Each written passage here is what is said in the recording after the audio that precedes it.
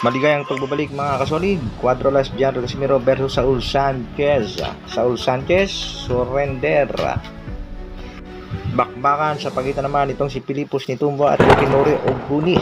Napakatindi rin ang bakbakan. Round 1 lang, nagkabagsakan na at itinigil na ng referee. Yan ang ating pag-uusapan mga kasolid. Pero bago yan, isang like naman dyan. At sa mga bago, pa-share at subscribe na rin ang ating video.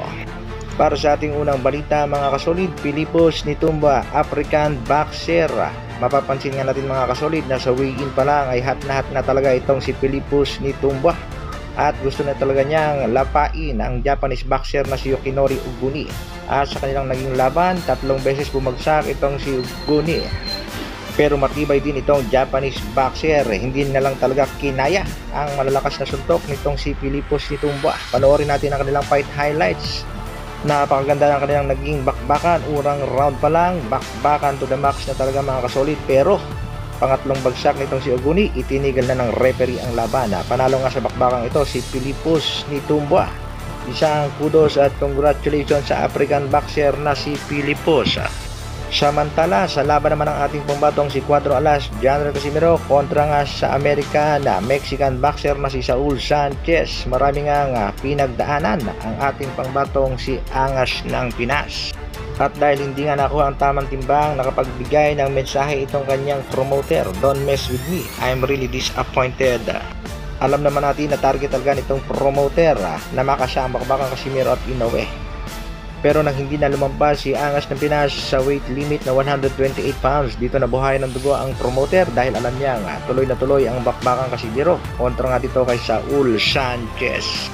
Ika nga mga kasolid, malaki pa rin ang tsansa dahil the fight is on. Shoutout pala dito kay Yangku, Kuyang Joseph, Pinoy sa Kalam YouTube at Cortis din sa kanyang channel.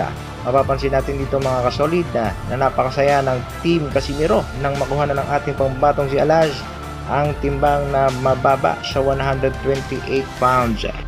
Dahil ang laban ng Angas ng Pinas di na mapipigilan at tuloy na rin.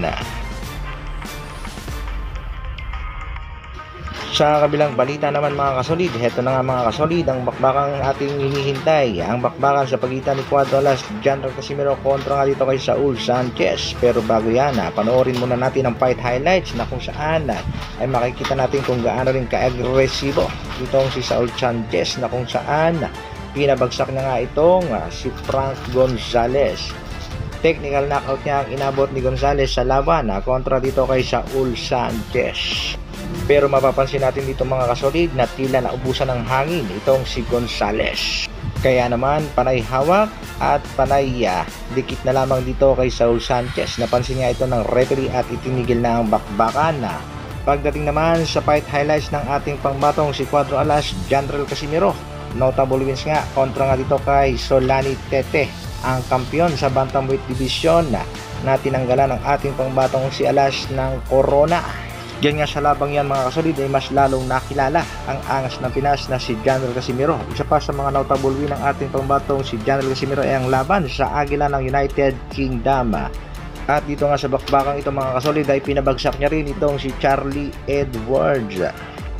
Former 3 Division World Champion niya ang ating pangbatong si Angas ng Pinas. At ngayon naman ay masusubok ang kalidad ng ating pangbato kontra dito kay Saul Sanchez.